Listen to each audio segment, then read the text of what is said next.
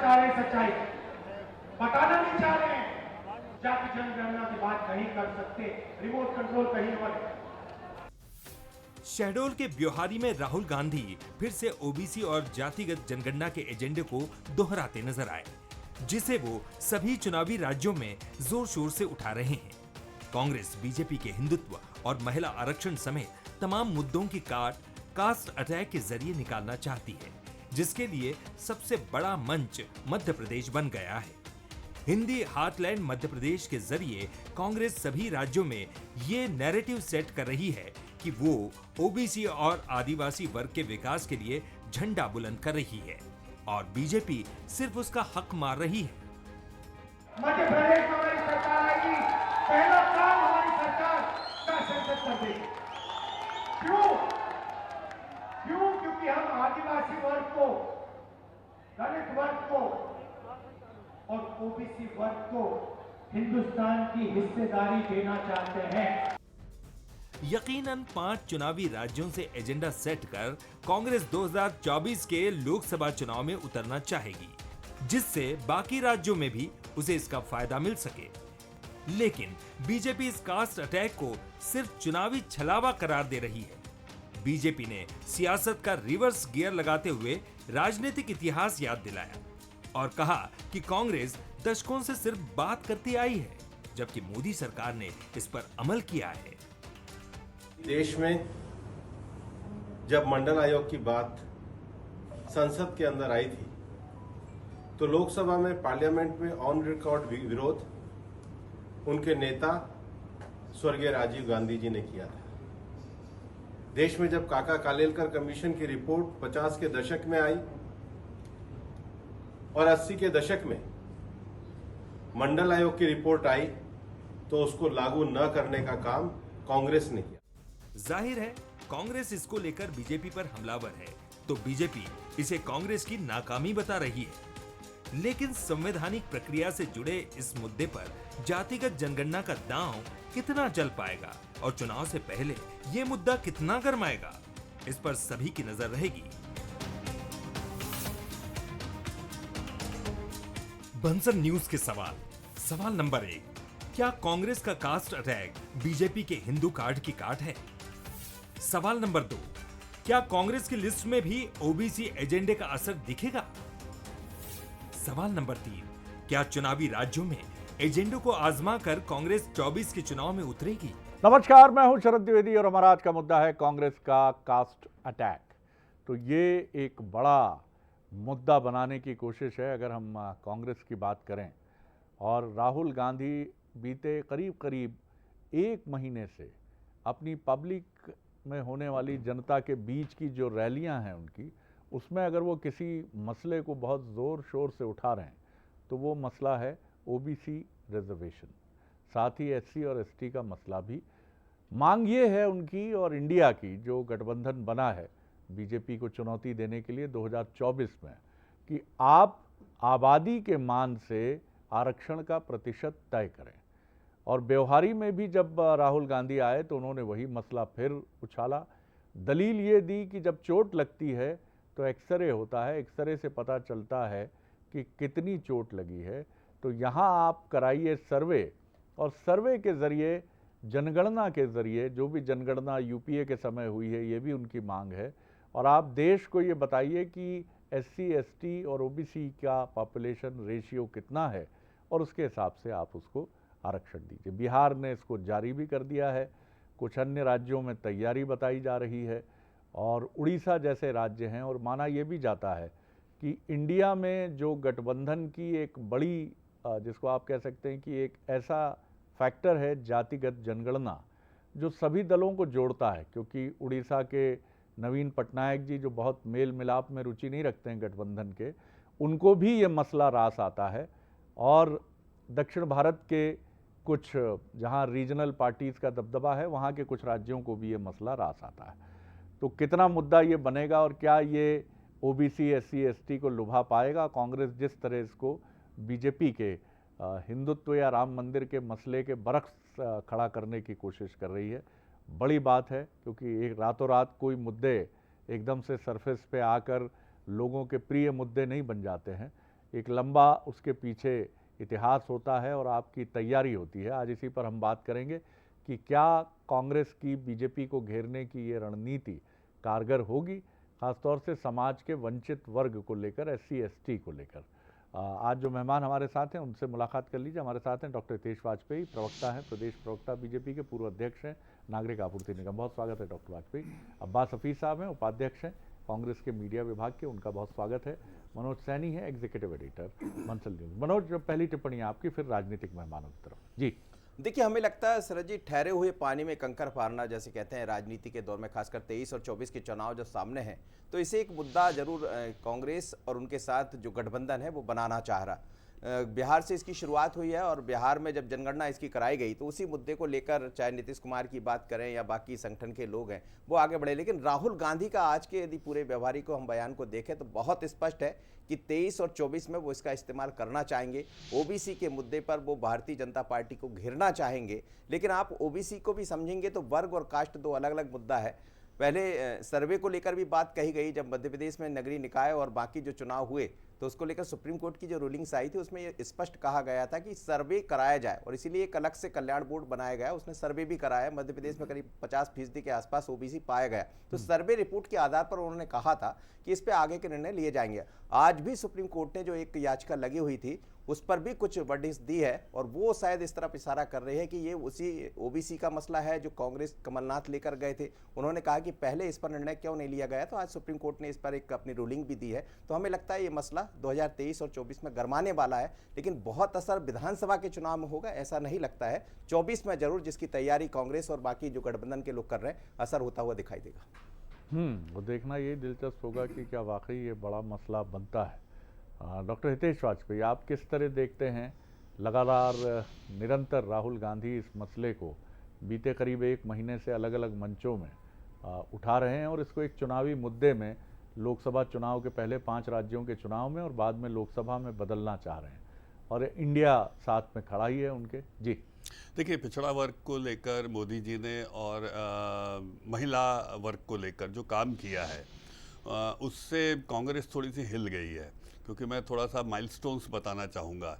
जब 1953 में काका कालेलकर का मिशन बनाया गया राष्ट्रपति जी द्वारा, उसने अपनी रिपोर्ट 1955 में सबमिट करी। उसके 2 प्रमुख बिंदु थे शरद जी कि लगभग 70% एजुकेशनल और टेक्निकल सेक्शन में ओबीसी की मैपिंग के हिसाब से, जिसका जिक्र मनोज जी कर रहे हैं, सर्वे के हिसाब से उनकी उपस्थिति दर्ज कराई जाए।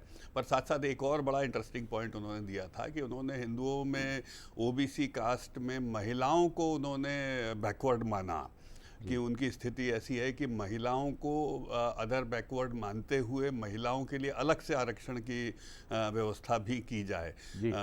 तो ये उन्होंने उस समय 2 महत्वपूर्ण मांग दी थी। नेहरू जी ने उसको फिर होने नहीं दिया। उसके बाद मंडल आया, 80s की बात है, उसमें ऑन फ्लोर विरोध कांग्रेस ने किया उसके तरीके पर। उसको मतलब गाय बगाए जैसे महिला आरक्षण का विषय रहा और टालते रहे, फिर अंत में मोदी जी ने ही उसको किया। इसी प्रकार से जो ओबीसी आयोग है जिसका जिक्र मनोज जी कर रहे हैं, पिछड़ा वर्ग आयोग, इसको संवैधानिक दर्जा शरद जी नहीं दिया गया था। तो ये लंबित था। ये भी अगेन 1950 से जब से संविधान लागू हुआ था तो इसको संवैधानिक दर्जा देने का काम भी श्री नरेंद्र मोदी जी की सरकार ने किया। ये बड़ा एक अचीवमेंट था। फिर उसके बाद उसके जो दोनों पॉइंट थे, अच्छा एजुकेशनल और टेक्निकल की बात हुई थी शरद जी कि उसमें दिया जाए ओबीसी को स्थान, लेकिन इन्होंने न पीएससी न यूपीएससी न राज्यों में 92 तक निर्बाध रूप से इनकी सरकारें रही, पर कहीं पर भी इसका प्रयोग लागू करने को लेकर कभी गंभीर कांग्रेस नहीं रही। लेकिन अब जब कांग्रेस हाशिए पर चली गई इलेक्टोरली तो उन्होंने फिर वही जो आपका शीर्षक है, एक कास्ट कार्ड को निकालकर चुनाव की दृष्टि से फेंका है। लेकिन जो लोग इसको, जो मैं क्रोनोलॉजी बता रहा हूँ, ये फ्लोर की क्रोनोलॉजी है शरद जी, फैक्ट्स हैं जो सामने हैं, इसको देखकर पूरी तौर पर ये कहा जा सकता है कि 40-50 साल के शासन में कांग्रेस कभी ना महिला आरक्षण को लेकर और ना ओबीसी के विषय को लेकर गंभीर रही। इन्होंने मंडल आयोग, कालेलकर आयोग सबको किनारे पटक दिया और अब जब वो जनता ने उनको किनारे कर दिया है तो अब इस कास्ट कार्ड को खेला जा रहा है। अब्बास साहब, बीजेपी का आरोप है, डॉक्टर वाजपेयी का आरोप है कि सिर्फ ये एक कार्ड है जिसको चुनाव के पहले खेला है कांग्रेस ने, और उनका ये भी आरोप है कि आपके पिछले सारे एक्ट ये बताते हैं कि चाहे महिला आरक्षण हो, ओबीसी रिजर्वेशन हो, वो कभी भी आप इन वर्गों के साथ खड़े नजर नहीं आए। ये झूठ का तो कोई ये नहीं है कि हम झूठ का मुकाबला बार बार करें, वो झूठ बार बार बोलो कि सच लगने लगे। भाई महिला आरक्षण को लेकर 9 साल से तो कांग्रेस पार्टी मांग बीजेपी की सरकार से ही कर रही थी कि लाई है, जब जाने जाती हालत हुई तो लाने का काम किया गया। कांग्रेस पार्टी ने तो विरोध नहीं किया। इससे पहले जब कांग्रेस पार्टी की सरकारों ने ला के रखा तो एक दौर वो भी था जब अडवाणी जी, अटल जी ने इसके खिलाफ वोट भी किया है यहाँ पर, तो ये तक कहा गया। उसके जवाब में बीजेपी ने न किसी मानहानि करी है, न कुछ किया है। जग जाहिर बात है भाई, अगर आपने समर्थन किया होता तो बहुत पहले ये पारित हो चुका होता। महिला आरक्षण मैंने को आपको लेकर भारतीय जनता पार्टी ने कभी भी खिलाफ वोट नहीं आप किया। बोल लीजिए, मैं आपको बता दूं, फैक्ट करेक्ट कर दूं। आप अपने समय बोलिए। आपने बड़े-बड़े नाम मैंने लिए, आपके गलत दे इतने दिए। झूठे फ्लोर आरोपों की के एक्टिविटी, ऊपर आपने इतने एक भी झूठे आरोप गलत लगाए, एक मैंने भी आपको जोड़ा जवाब दिया क्या? शरद जी, आप मैंने आपको जवाब दिया। शरद जी, मैंने जवाब नहीं मुझे दिया। लगता है कि फैक्ट्स को नहीं आप तोड़ा इसको- जा। आप बोलिए। अटल जी, आप आडवाणी जी ने तेजी, आप कभी भी बोलिए। महिला आप पूरे आरक्षण शो के बोलिए। विरोध आप ही में बोलिए। मतदान नहीं किया। आप झूठ बोलिए, खूब बोलिए, जाइए, शरद मुझे जी, बोलने ही नहीं। अब्बास हफीज साहब, चलिए मतदान उनकी नहीं किया। जी, उनकी ये बात आप सब अपनी बात बात रखिए। सच झूठ का फैसला मैं तथ्य इनको नहीं करते हैं। ये फ्लोर एक्टिविटी और ऑन ये रिकॉर्ड निरंतर है। टोक रहे हैं, ये निरंतर टोक रहे हैं। चलिए, अरे, बोलिए आप, आपने बोलिए। बहुत सारे झूठ बोले। अब बोलिए, बोलिए, आपने बोलिए। कितने क्या झूठ बोला बोले? बताइए आप। अब आज की तारीख के क्या अंदर झूठ बोला ये क्या मैंने? सच नहीं है कि महिला आरक्षण को लेकर राज्यसभा में मनमोहन सिंह जी ने पारित कराया, उसके बावजूद भी उसमें देरी होती रही क्योंकि बीजेपी ने उसमें राजनीति करी। अगर मैं ये बोल रहा हूँ तो क्या राजनीति भारतीय बोल के जनता आपने पार्टी मतदान देखिए, क्यों बोल फिर- दिया? मतदान किया फिर विरोध में, देखिए, जो नहीं किया। फिर देखिए,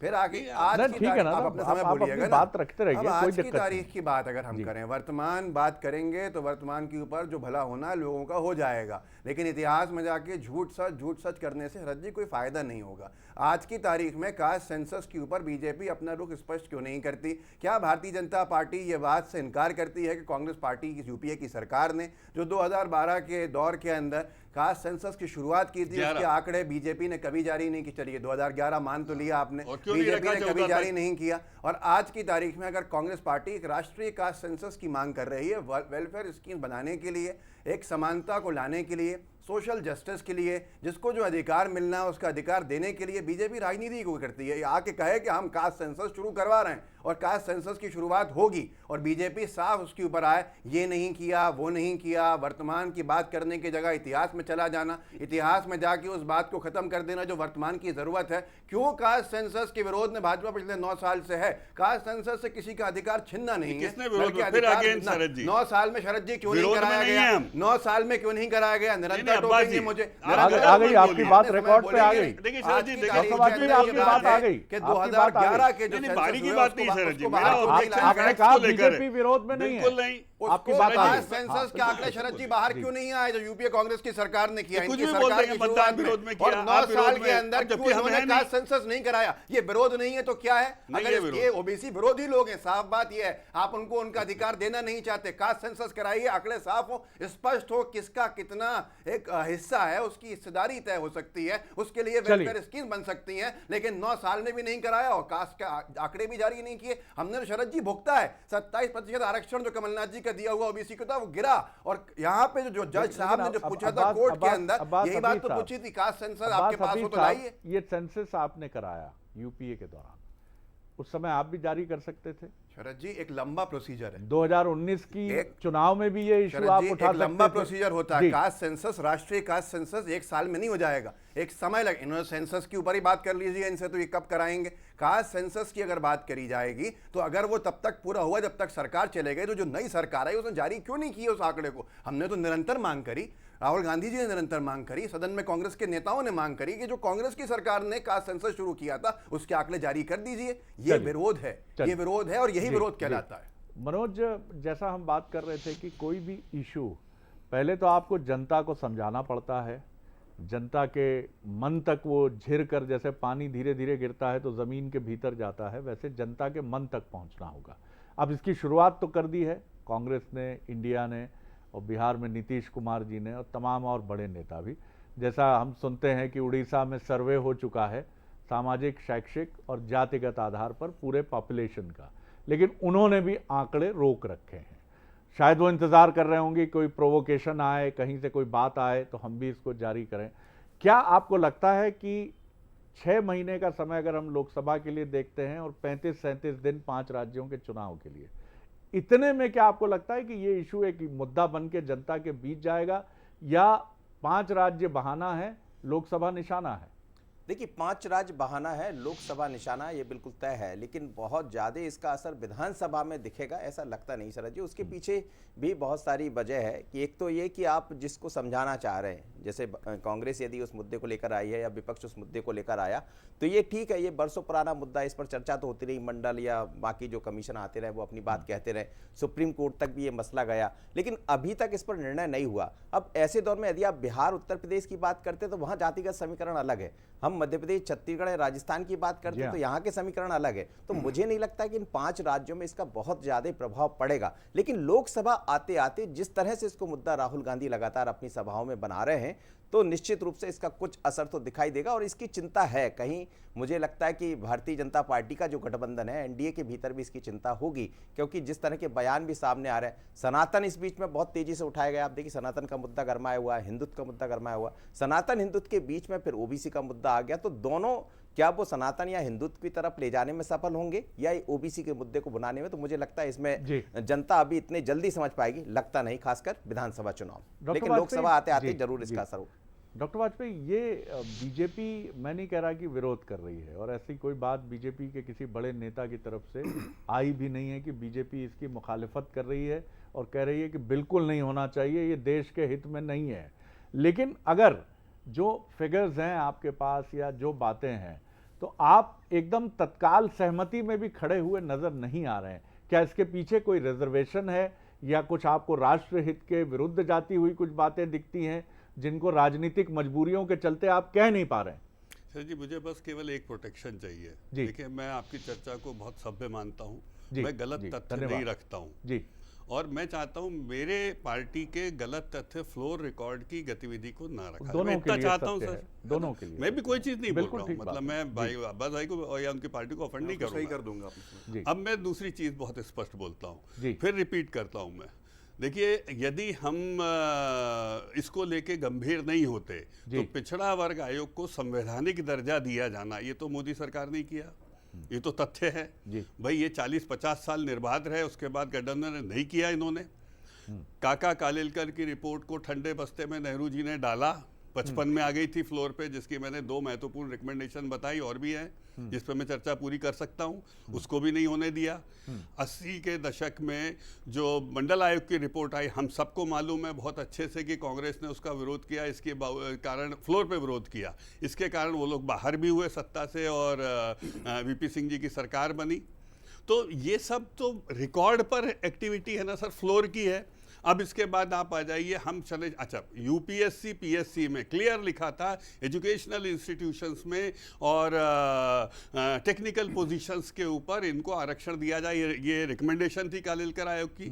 कालेलकर आयोग की रिकमेंडेशन पर कोई काम नहीं हुआ। महिला आरक्षण को हमने वो क्या दिया नहीं, हमने दोनों सदन से पारित कराया। ये तो हमारी फ्लोर एक्टिविटी है ना, विशेष सत्र बुला के शरद जी, किसको आप नकार देंगे फ्लोर की एक्टिविटी की? नहीं, आप तो महिला आरक्षण के विरोध में, ऐसे थोड़ा ना मजाक थोड़ा चल रहा था।